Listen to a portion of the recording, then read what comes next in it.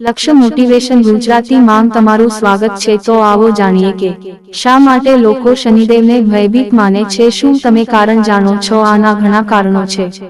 પ્રાચીન હિન્દુ પૌરાણિક કથાઓ અને જ્યોતિષમાં શનિદેવને ગહન દુઃખ અને વેદનાનું પ્રતીક માનવામાં આવે છે। શનિને ન્યાયનો દેવ પણ કહેવામાં આવે છે, જે ન્યાય પણ કરે છે, જેનો અર્થ છે કે તે એવા છે જે કાર્યોનું ન્યાયી પરિણામ આપે છે। જીવનના વિવિધ પાસાઓ પર તેમના પ્રભાવનું શાસ્ત્રોમાં વિગતવાર વર્ણન કરવામાં આવ્યું છે। શનિદેવનો રંગ કાળો છે, જે તેમની ઓળખ છે। કાળો રંગ તેમના ઘેરા અને અદ્રશ્ય સ્વભાવને દર્શાવે છે, તેથી લોકો કાળા રંગને શનિદેવની નિશાની માને છે। ગ્રહ વિજ્ઞાનમાં શનિદેવની મહત્વની ભૂમિકા છે। શનિના ગ્રહણની સ્થિતિ અને સ્થિતિ વ્યક્તિના જીવન પર અસર કરે છે। તેમના પ્રભાવ અનુસાર વ્યક્તિ તેમને મોટી મુશ્કેલીઓ, સંકટ અને મુશ્કેલીઓનું કારણ માને છે। કહેવાય છે કે શનિદેવની કૃપા અને કૃપા મેળવવા માટે માણસને મુશ્કેલીઓનો સામનો કરવો પડે છે, તેથી તેને ભયનું પ્રતીક માનવામાં આવે છે।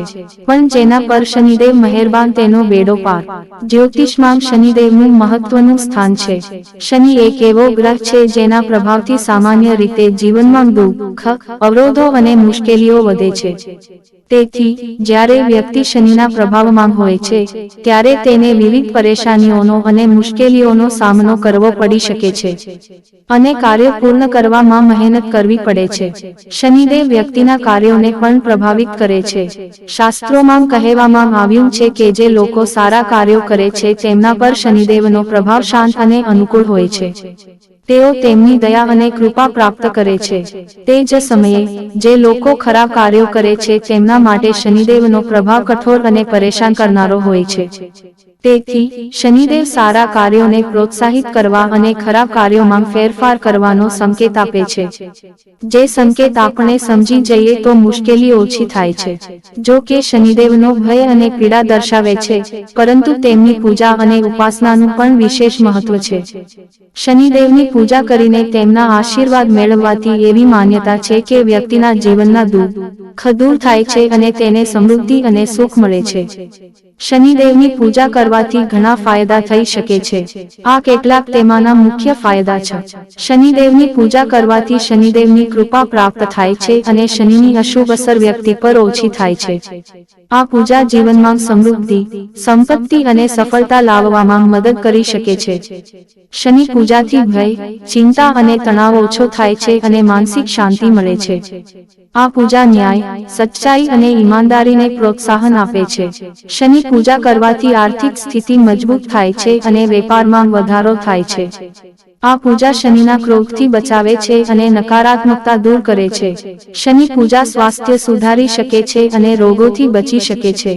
જો તમે શનિ પૂજા કરવા ઈચ્છતા હો તો નિયમો અનુસાર ભગવાન શનિદેવને પ્રસન્ન કરી શકો છો। આ છે શનિદેવની પૂજા વિધિ। શનિ પૂજાને સમર્પિત કરવા માટે સમય, સ્થળ અને નિયમોનું પાલન કરવું મહત્વપૂર્ણ છે। આ પૂજા અને વ્રત શનિદેવને પ્રસન્ન કરવા માટે કરવામાં આવે છે। શનિદેવને કાળા તલ, તેલ, કાળા કપડાં, કાળો અડદ ખૂબ પ્રિય છે। તેમના દ્વારા જ પૂજા થાય છે। શનિદેવના સ્તોત્રનો પાઠ કરો। જો કે તમે વર્ષના કોઈ પણ શનિવારે શનિવાર વ્રતની શરૂઆત કરી શકો છો, પરંતુ શ્રાવણ મહિનામાં શનિવાર વ્રત શરૂ કરવું ખૂબ જ શુભ છે। આ વ્રત કરનાર વ્યક્તિએ શનિવારે સવારે બ્રહ્મ મુહૂર્તમાં સ્નાન કરવું જોઈએ અને યોગ્ય વિધિથી શનિદેવની મૂર્તિની પૂજા કરવી જોઈએ।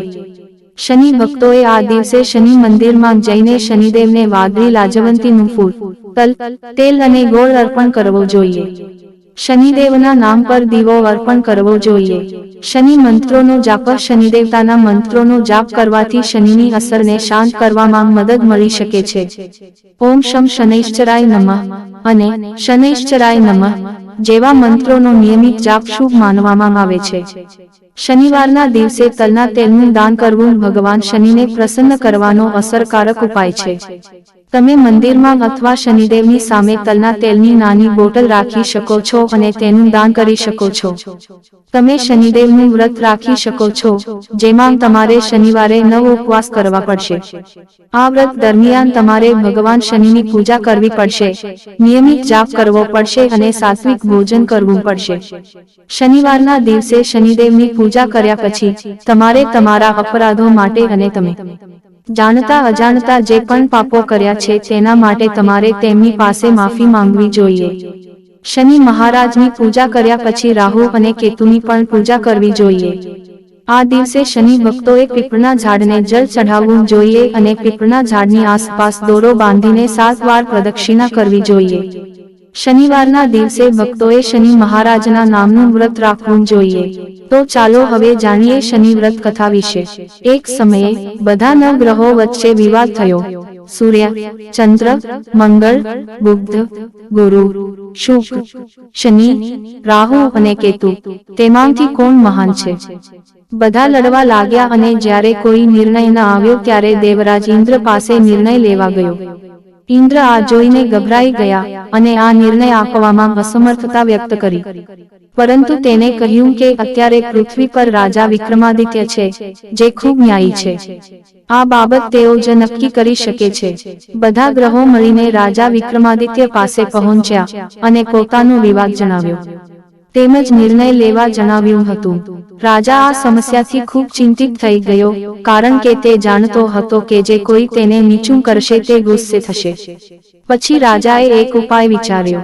તેણે સોના, ચાંદી, કાંસ્ય, પિત્તળ, સીસુમ, લોખંડ, જસત, અભ્રક અને લોખંડમાંથી 9 સિંહાસન બનાવ્યા અને તેને આ ક્રમમાં મૂક્યા. પછી તેને તે બધાને પોતપોતાના સિંહાસન પર બેસવા વિનંતી કરી. જે સિંહાસન પર સૌથી છેલ્લે બેસશે તે સૌથી નાનો હશે. આ પ્રમાણે લોખંડનું સિંહાસન છેલ્લું હોવાને કારણે શનિદેવ સૌથી છેલ્લે બેઠા હતા. તેથી તે સૌથી નાનો કહેવાય છે. તેઓએ વિચાર્યું કે રાજાએ આ જાણી જોઈને કર્યું છે. તેણે ગુસ્સે થઈને રાજાને કહ્યું, રાજા, તમે મને ઓળખતા નથી. સૂર્ય 1 મહિના માટે એક રાશિમાં ફરે છે, ચંદ્ર 2.5 મહિના અને 2 દિવસ માટે, મંગળ 1.5 મહિના માટે, ગુરુ 13 મહિના માટે અને બુધ અને શુક્ર 1 મહિના માટે ફરે છે. પણ હું 2.5 થી 7.5 વર્ષ જીવું છું. મેં મહાન લોકોનો નાશ કર્યો છે. જ્યારે શ્રીરામની સાદે સતી આવી ત્યારે તે વનવાસમાં ગયો. જ્યારે રાવણ આવ્યો ત્યારે તેની લંકા વાંદરાઓની સેનાથી પરાજિત થઈ ગઈ. હવે તમે સાવચેત રહો. આટલું કહીને શનિદેવ ગુસ્સામાં તે જગ્યા છોડીને ચાલ્યા ગયા. અન્ય દેવતાઓ ખુશીથી ચાલ્યા ગયા. થોડા સમય પછી રાજાની સાદે સતી આવી. પછી શનિદેવ ઘોડાનો વેપારી બન્યો. ત્યાં આવ્યો. તેની સાથે ઘણા સારા ઘોડા હતા. આ સમાચાર સાંભળીને રાજાએ પોતાના ઘોડેસવારને સારા ઘોડા ખરીદવાનો આદેશ આપ્યો. તેને ઘણા સારા ઘોડા ખરીદ્યા અને શ્રેષ્ઠ ઘોડાઓમાંથી એક ઘોડો રાજાને સવારી કરવા માટે આપ્યો. રાજા તેના પર બેઠો કે તરત જ ઘોડો જંગલ તરફ દોડી ગયો. વનમાં પહોંચ્યા પછી તે અદૃશ્ય થઈ ગયો અને રાજા ભૂખ્યો અને તરસ્યો ભટકતો રહ્યો. પછી એક ગોવાળે તેને પીવા માટે પાણી આપ્યું. રાજા ખુશ થયા અને તેને પોતાની વીંટી ભેટ આપી. તેને વીંટી આપી અને રાજા નગર ગયો, જ્યાં તેને પોતાનું નામ વિકા જણાવ્યું. ત્યાં તેને એક વેપારીની દુકાનમાંથી પાણી પીધું અને થોડો આરામ પણ કર્યો. સદભાગ્યે તે દિવસે શેઠનું મોટું વેચાણ હતું. શેઠ ખુશ થયા અને તેને ખાવાનું વગેરે આપવા માટે પોતાની સાથે ઘરે લઈ ગયા. ત્યાં તેને જોયું કે ખીંટી પર એક હાર લટકતો હતો, જેને ખીંટી ગળી રહ્યો હતો. થોડી જ વારમાં આખો નેકલેસ ગાયબ થઈ ગયો. પછી શેઠ આવ્યા ત્યારે જોયું કે હાર ગાયબ થઈ ગયો હતો. તેને વિચાર્યું કે વિકાએ જ ચોરી કરી છે. તેણે પોલીસ સ્ટેશનમાં વિકાની ધરપકડ કરી. પછી રાજાએ પણ તેને ચોર સમજીને તેના હાથ પગ કાપી નાખ્યા. તે ચારંગિયા બનીને શહેરની બહાર ફેંકાઈ ગયો. એક ઓઇલમેન ત્યાંથી પસાર થઈ રહ્યો હતો, જેને દયા આવી અને તેને વિકાને પોતાની કારમાં બેસાડી. તે સમયે રાજાનો શનિકાળ પૂરો થયો. જ્યારે વરસાદની મોસમ આવી ત્યારે તેને મલ્હાર ગાવાનું શરૂ કર્યું. પછી તે જ્યાં હતો તે શહેરની રાજકુમારી મનભવાની, તેને એટલો ગમ્યો કે તેને તેના હૃદયમાં પ્રતિજ્ઞા લીધી કે તે તેની સાથે લગ્ન કરશે. તે રાગ ગાનાર સાથે જ લગ્ન કરશે. તેને નોકરાણીને શોધવા મોકલી. નોકરાણીએ કહ્યું કે તે ચોરંગી છે, પરંતુ રાજકુમારી સંમત ન હતી. બીજા દિવસે તે જાગી જતાં જ તેને તેની સાથે લગ્ન કરવાની માંગણી સાથે ઉપવાસ પર ઉતરી હતી. ઘણી કોશિશ કરીને પણ જ્યારે તે રાજી ન થઈ ત્યારે રાજાએ તેલવાડાને બોલાવીને લગ્નની તૈયારી કરવા કહ્યું અને પછી તેને રાજકુમારી સાથે લગ્ન કરી લીધા. પછી એક દિવસ સુતાં શનિદેવે રાંઝાને સ્વપ્નમાં કહ્યું, રાજન, જો મને નાનો કહીને તને કેટલી પીડા સહન કરી છે. ત્યારે રાજાએ તેની ક્ષમા માંગી અને પ્રાર્થના કરી કે હે શનિદેવ, તેમ જે દુઃખ મને આપ્યું છે તે બીજા કોઈને આપશો નહીં. શનિદેવ સંમત થયા અને કહ્યું, જે મારી કથા અને વ્રત કહેશે તેને મારી દશામાં કોઈ દુઃખ થશે નહીં. જે વ્યક્તિ દરરોજ મારું ધ્યાન કરે છે અને કીડીઓને લોટ નાખે છે, તેની બધી મનોકામનાઓ પૂર્ણ થશે. રાજાને તેના હાથ અને પગ પણ પાછા આપ્યા. સવારે જ્યારે રાજકુમારીએ આંખો ખોલી તો તે આશ્ચર્યચકિત થઈ ગઈ.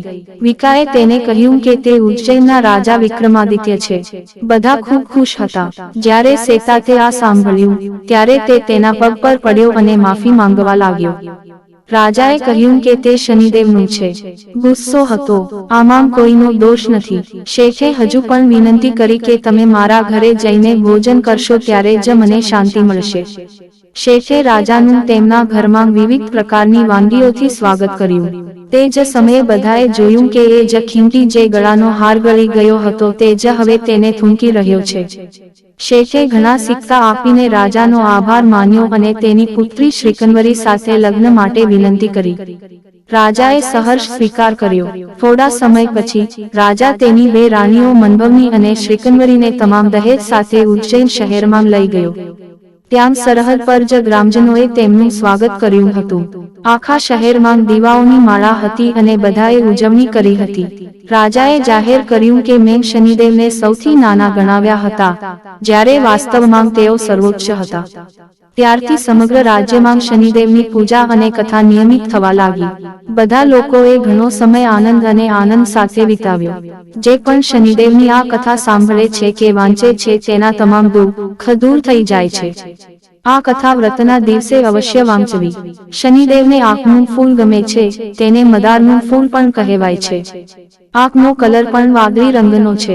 આંખ સિવાય જો તમે ઈચ્છો તો શનિદેવને વાદળી રંગના અપરાજિતાના ફૂલ પણ અર્પણ કરી શકો છો. શનિવારે શનિદેવના ચરણોમાં 5 વાદળી ફૂલ ચઢાવવાથી શનિદેવ ઝડપથી પ્રસન્ન થાય છે અને તમામ મનોકામનાઓ પૂર્ણ કરે છે. તો આવી જ રસપ્રદ કથા સાંભળવા અમારી ચેનલ લક્ષ્ય મોટિવેશન ગુજરાતી સબસ્ક્રાઇબ કરો અને અમારી સાથે જોડાયેલા રહો.